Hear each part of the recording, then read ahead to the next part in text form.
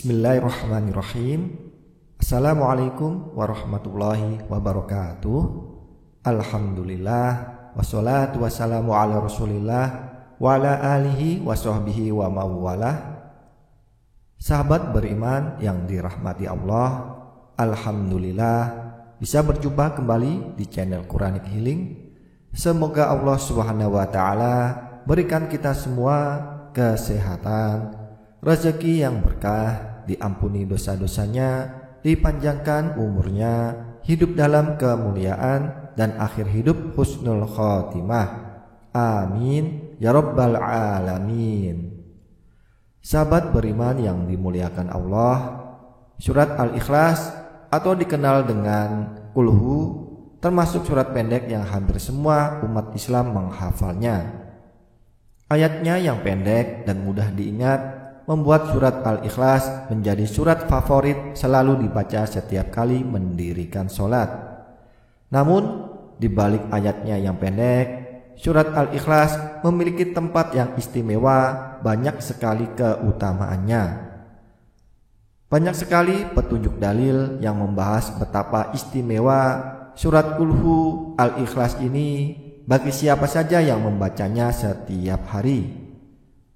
Saking betapa mulianya surat Al-Ikhlas ini bisa menjadi jaminan masuk surga bagi siapa saja yang membacanya setiap hari dengan ikhlas mengharap ridho Allah Ta'ala.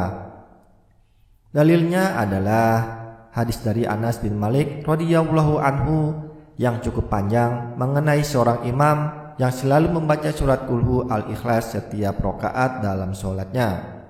Sehingga tatkala Nabi SAW mendatangi mereka, maka mereka pun menceritakan kabar tentang itu. Lalu ya Nabi bersabda, "Wahai fulan, apa yang menghalangimu untuk melakukan sesuatu yang telah diperintahkan para sahabatmu? Dan apa pula yang membuatmu selalu membaca surat ini Al-Ikhlas di setiap rakaat sholat?" Dia menjawab, "Sesungguhnya aku mencintai surat ini." Lalu Rasulullah SAW bersabda, "Cintamu kepadanya memasukkanmu ke dalam surga."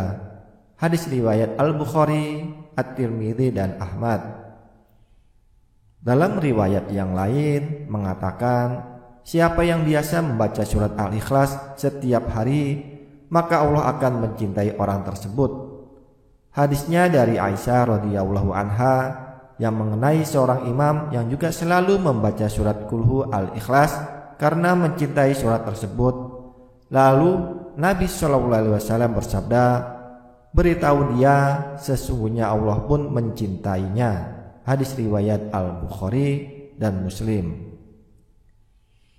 Membaca surat Al-Ikhlas ini sebanding dengan sepertiga Al-Quran, di mana ada beberapa dalil yang salah satunya adalah hadis dari Abu Ad-Darda radhiyallahu anhu. Ia berkata, dari Nabi SAW, ia bersabda, "Apakah seseorang dari kalian tidak mampu membaca dalam satu malam saja sepertiga Al-Quran?"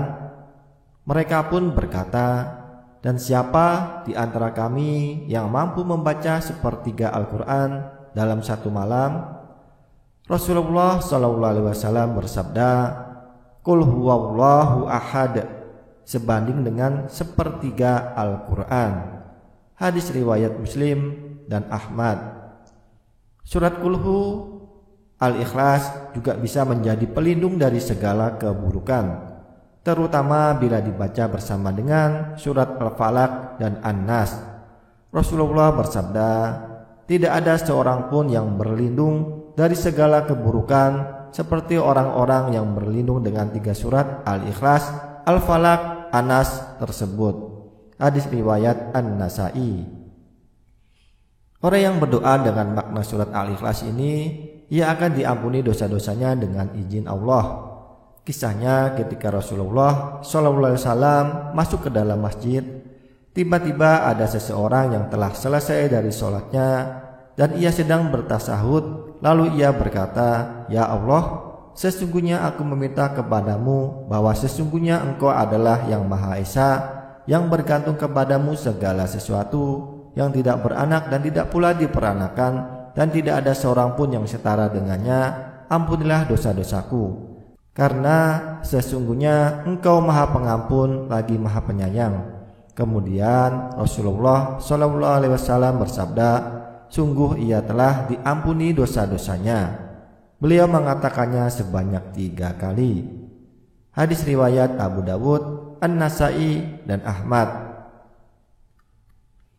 Keistimewaan yang lainnya adalah siapa yang sebelum berdoa diawali dengan membaca surat Al-Ikhlas ini, maka segala hajat doa kebutuhannya akan dikabulkan Allah Ta'ala. Dalilnya yaitu hadis Buraidah bin Al-Husayb Al-Aslami radhiyallahu anha.